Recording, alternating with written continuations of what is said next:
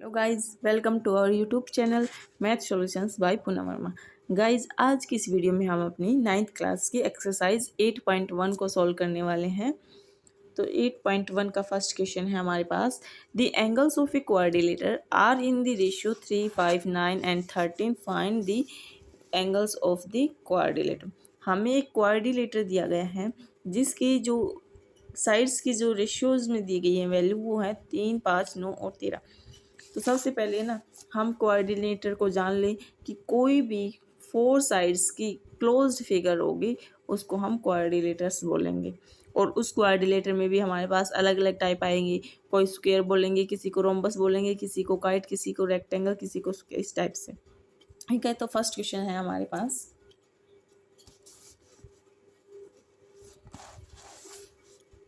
Let the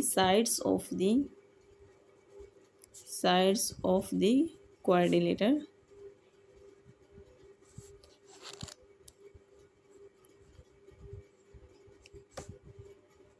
क्या क्या दिए इसने हमें दी है 3, 5 और हम इनको मान लेते हैं रेशियोज में। कॉमन रेशियो है हमारे पास x, तो 3x, 5x, 9x और लास्ट है 13x। तो ये हमारे पास है। हम जानते हैं कि सम ऑफ द एंगल्स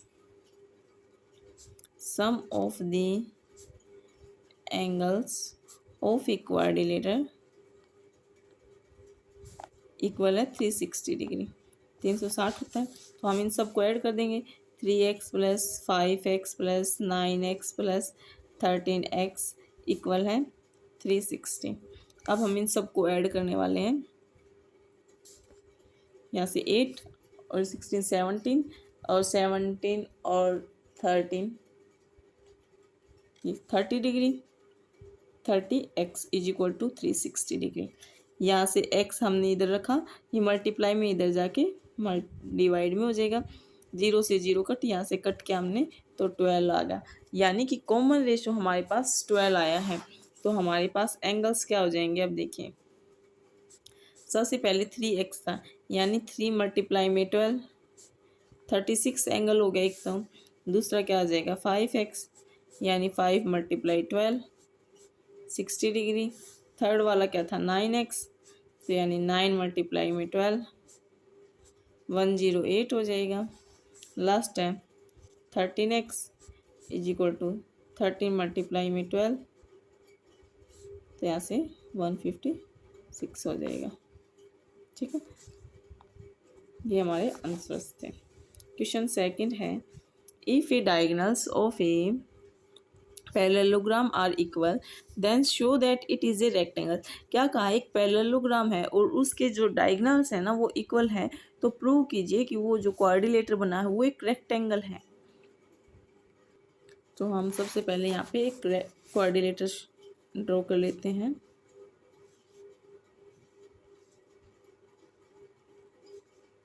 ठीक है, जिसका नाम हमने दे दिया ABCD। ठीक है, जो चीज़ हमें उसने दी है वो लिख लेते हैं। Given ABCD is a parallelogram. इसने ये बात कह रखी है कि ये पैरेललोग्राम है। फिर क्या कहा है, उसके डायगोनल्स इक्वल हैं, तो यहाँ से हम इसका डायगोनल्स बना लेते हैं। तो हम यहाँ से लिख सकते हैं AC इक्वल है BD के। और हमें प्रूव क्या करना है, हमें प्रूव करना है कि एक पैरेललोग्राम नहीं, एक रेक्टेंगल है। ABCD is a rectangle.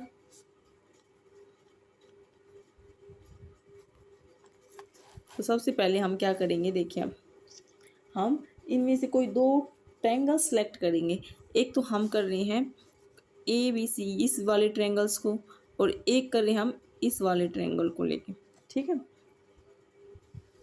तो क्रिया ले लिया, यहाँ पे हम लिख देते हैं in triangle ABC and triangle BAD। ठीक है, तो अब यहाँ पे देखिए हमारे पास कौन कौन सा ट्रायंगल है। एक तो ये वाला ट्रायंगल और एक ये वाला ट्रायंगल। क्या हमारे पास दोनों बार AB आई है, तो हम यहाँ पे लिख सकते हैं AB इज इक्वल टू यहाँ पे क्या मिला हमें, ए बी जो साइड है वो इसको बी ए लिख दो या ए बी लिख दो, इक्वल होगी। क्यों है, क्योंकि ये दोनों दोनों ट्रायंगल्स में कॉमन है। ठीक है, फिर क्या कहा है, एक ये ट्रायंगल था और एक ये ट्रायंगल, दोनों में डायगोनल्स इसने हमें क्या दे रखे हैं, सेम है। तो हम यहाँ पे लिख सकते हैं ए सी इक्वल है बी डी। क्यों इक्वल है, diagonals are same, diagonal are equal, equal. और साथ में ये लिख दो क्योंकि ये इसने हमें दिया है। थर्ड साइड और इक्वल करनी है हमें।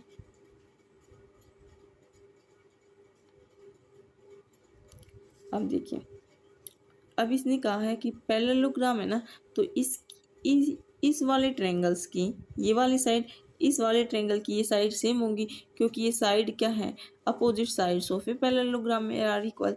तो हम यहाँ से लिख सकते हैं कि बी सी इक्वल है ए डी के। क्यों इक्वल है, opposite side of a parallelogram are equal होते हैं। तो अब हमारे पास क्या क्या चीज़ मिल गई, देखो तीनों साइड मिल गई। तो हम यहाँ से कह सकते हैं बाई साइड्स कॉन्ग्रुएंसीज, बाई साइड कॉन्ग्रुएंसीज से क्या हो गया हमारे पास, जो ट्रायंगल, ये वाला ट्रायंगल और ये वाला ट्रायंगल एक दूसरे के कॉन्ग्रुएंट हो गया।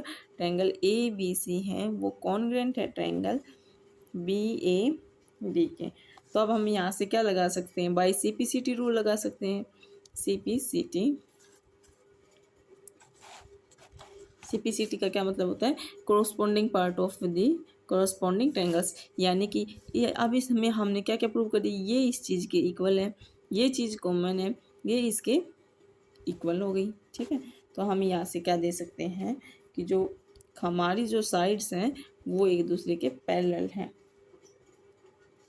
CPCT से एंगल ABC इक्वल हो जाएगा एंगल BAD के। और यहाँ से क्या हो गया हमारे पास, जो AD है वो पैरेलल है किसके, BC के। अब देखिए हमारे पास क्या चीज़ है कि ये हमारे पास ये दोनों पैरेलल हैं। ठीक है, और ये हमने एक जो नीचे लाइन बनाई है, क्या अगर मैं इसको आगे बढ़ा दूँ तो क्या इसकी ट्रांसवर्सल बन गई ना, तो यह इसकी ट्रांसवर्सल वे होगी। तो हम यहाँ से लिख सकते हैं कि ए बी क्या है, इसकी ट्रांसवर्सल है, ए बी सी इसकी ट्रांसवर्सल है। अब देखिए हमारे पास ये एंगल और ये एंगल, अभी इन दोनों एंगल्स को हमने CPCT से इक्वल दिखाया है, और ये दोनों हमारे पास एक ही लाइन पे बन रही है एंगल्स। तो इन दोनों का सम क्या होगा, 180 डिग्री। तो हम यहाँ पे यही बात यूज करने वाले हैं कि एंगल ABC प्लस में एंगल BAD इक्वल होगा 180 डिग्री की, क्योंकि ये एक ट्रांसवर्सल की क्या है, इंटीरियर्स एंगल्स हैं। तो हम यहाँ पे लिख देते हैं कि इंटीरियर रीजन बता रही है इसका, interior angles are same side of transversal के सेम साइड है ये ट्रांसवर्सल। तो अब यहाँ से हमारे पास, अब ये चीज़ इक्वल थी, तो अब यहाँ से हम इस चीज़ को यूज करने वाले हैं। क्या था हमारे पास, एंगल ABC इक्वल है किसके, एंगल BAD के, क्योंकि ये हम ऊपर प्रूव कर चुके हैं ना, ये बात हम अपने ऊपर प्रूव कर चुके हैं। तो अब हमने क्या किया था, प्लस की जगह पे क्या मैं 2 टाइम्स ABC लिख दूँ, 2 टाइम्स ABC प्लस ये ABC इक्वल है 180 डिग्री के, पीछे यूज किया था तो हम इसे लिख रहे हैं 2 times angle ABC is equal to 180 degree. यहाँ से हमने इसको कट किया तो 90 डिग्री आ गया। यहाँ से क्या आया कि एंगल ABC जी है वो 90 डिग्री है। देखो कौन सा एंगल हमारे पास, ये ABC ये हमारे पास 90 डिग्री है। और हमारी जो रेक्टेंगल की डेफिनेशन है वो यही कहती है कि अगर एक भी एंगल 90 डिग्री का है तो हमारे पास रेक्टेंगल होगा। बाय डेफिनेशन ऑफ रेक्टेंगल की डेफिनेशन के अकॉर्डिंग ABCD क्या होगी, ABCD is a rectangle. Rectangle की डेफिनेशन ही यही है कि जब एक एंगल्स किसी कोऑर्डिनेटर का एक एंगल 90 डिग्री का होगा तो वो एक रेक्टेंगल होगा। तो हमारे पास एक एंगल 90 डिग्री का आ गया। इसके अकॉर्डिंग पे इसके बेस पे हमने कह दिया कि जो ABCD है वो एक रेक्टेंगल है। नेक्स्ट थर्ड क्वेश्चन पे चलते हैं। क्वेश्चन है show that if the diagonals of a quadrilateral bisect each other at right angles then show that it is a rhombus। क्या कहा है कि एक क्वाड्रिलेटर है, उसके जो डायगोनल है वो बाइसेक्ट करते हैं, एक दूसरे को इक्वल इक्वल कट करते हैं, और कितने पे 90 डिग्री पे। तो हमें इसने कहा है कि ये प्रूव कीजिए कि अब की बार ये एक रोम्बस है। तो हम यहाँ पे अपना क्वेश्चन लेते हैं। दिया है इसने हमें, सबसे पहले क्वाड्रिलेटर बना ही ले हम अपना।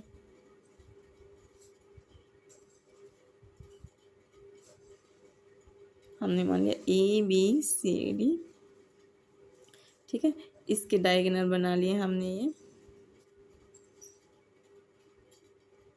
ठीक है।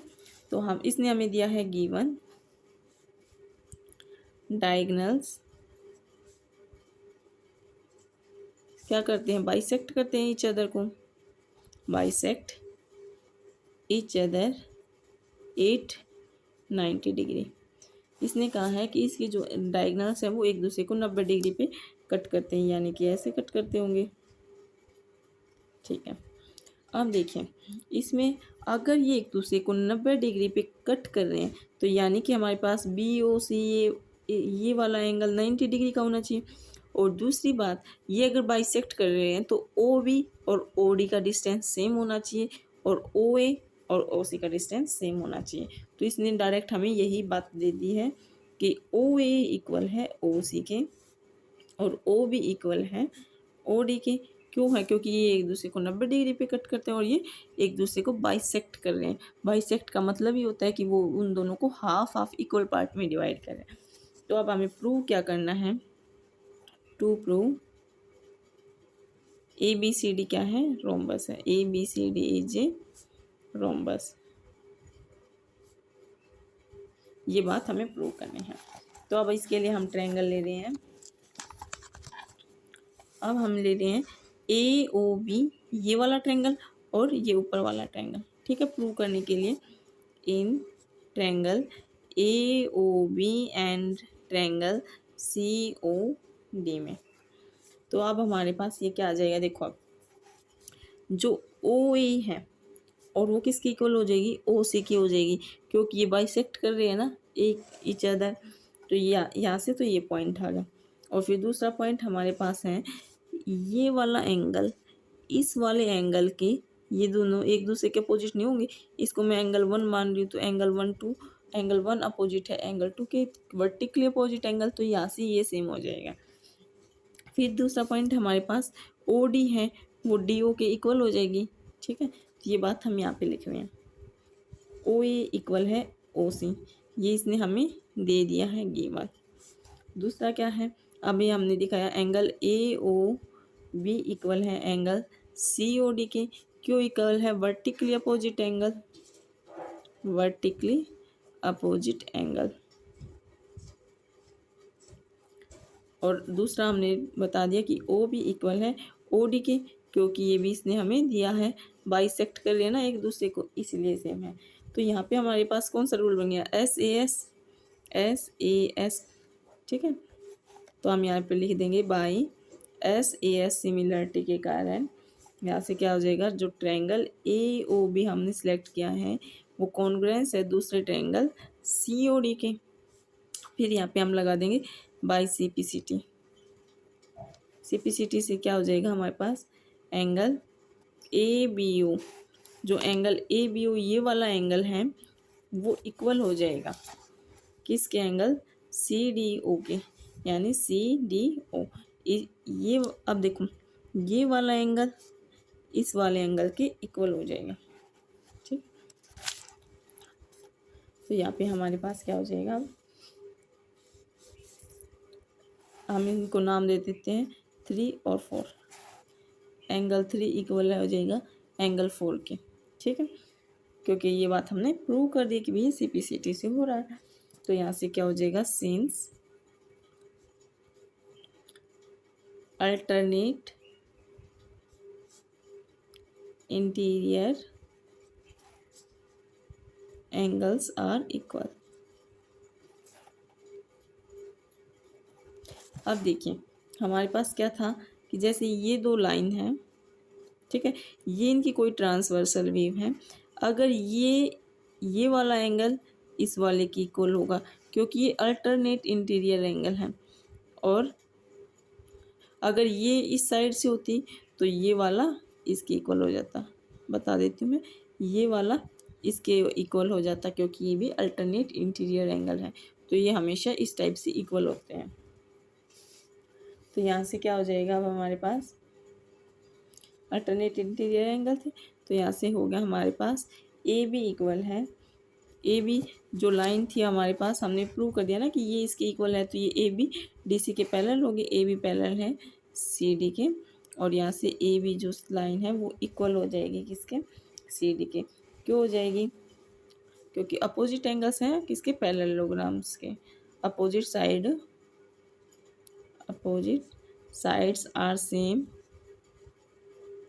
सेम एंड इक्वल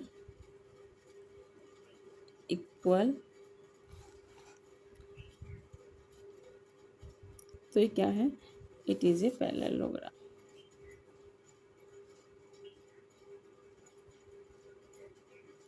क्योंकि पैरेललोग्राम की अपोजिट साइड सेम होते हैं। तो यहाँ से हमारे पास क्या हुआ कि ए बी सी डी हमने प्रूव कर दिया कि एक पैरेललोग्राम है। अब यहाँ से देखिए हमें प्रूव करना है, रोम्बस है ना ये, तो यहाँ से हम लेंगे triangle A B O and triangle C B ओ।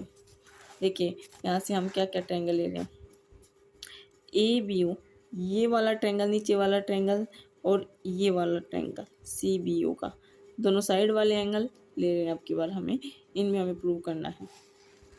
तो हमने ओ ए इक्वल है ओ सी के। देखो जो हमारे पास ओ ये वाली साइड है, अभी हमने पीछे ये लिखा था ना कि ओ ए और ओ सी इक्वल होगा, तो ये बात हमने यहाँ से कह दी कि ओ ए इक्वल है ओ सी की, क्योंकि ये इसने हमें गिवन किया है। फिर यहाँ से हमारे पास जो एंगल है, कौन सा एंगल, ए ओ बी और angle C O B 90 degree के हैं, क्योंकि ये इसने पहले बोला था। Angle A O B equal है एंगल सी ओ बी की, क्योंकि ये 90 डिग्री है। कहा था कि ये एक दूसरे को 90 डिग्री पे कट करेंगे। और फिर दूसरे में दोनों में क्या चीज़ कॉमन है, देखो इस वाले ट्रायंगल में भी ये साइड आ रही है और इस वाले ट्रायंगल में भी ये साइड आ रही है, तो हम ओ बी को कॉमन लिख दें। तो यहाँ से क्या हो जाएगा हमारे पास, O B is equal to O B, क्योंकि ये दोनों कॉमन है। अब हमारे पास देखिए हमने दो ट्रायंगल्स में क्या क्या चीज़ प्रूव कर दी, ये भी साइड, ये एंगल और ये साइड एंगल साइड हो गया, तो ये एक दूसरे के कॉन्ग्रुएंस हो गए। तो हम यहाँ से लिख देंगे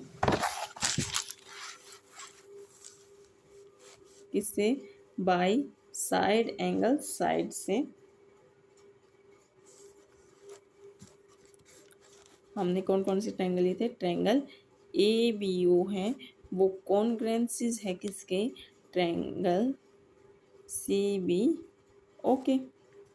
तो यहाँ से by C P C T क्या कहती है हमारे पास, जो पार्ट अब बच गया ना इसमें हमें प्रूव करने वाला, देखो इसमें हमने प्रूव कर दिया कि जो हमारे पास ये वाली साइड दोनों में कॉमन है, ये वाली इसके इक्वल है, तो ए बी किसके इक्वल हो जाएगी, बी सी के इक्वल हो जाएगी, ए बी बी सी के इक्वल हो जाएगी। तो यहाँ से क्या हो गया, ए बी इक्वल है बी सी के। अब हमारे पास ए बी इक्वल है बी सी के, ये बात हमने यहाँ पे दिखा दी कि ए बी है वो बी सी के इक्वल है।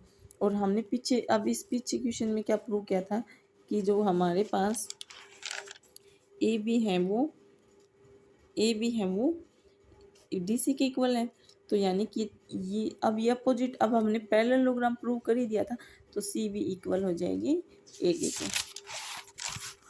यहाँ पे हम लिख सकते हैं सी बी इक्वल है डी ए के अपोजिट साइड, क्योंकि ये अपोजिट साइड है किसकी, पैरेललोग्राम के, पैरेललोग्राम, ठीक है, अपोजिट साइड से पैरेललोग्राम होगा। अब हमारे पास यहाँ से क्या हो गया, सी डी हमने प्रूव कर दिया कि ये ए बी के इक्वल है, पीछे प्रूव किया था। और अब यहाँ से हमने प्रूव कर दिया कि बी सी है वो ए बी के इक्वल है। ठीक है, तो अब यहाँ से हमारे पास क्या हो गया, क्या हम इसको ऐसे लिख सकते हैं, सी डी इक्वल है ए बी के, और ये ए बी और यहाँ पे ए बी कॉमन है, तो ये किसके इक्वल है, बी सी के, और ये बी सी इक्वल है, हमने यहाँ पे दिखा दिया कि ये ए डी के इक्वल है, यानी कि सारी साइड्स इक्वल हैं।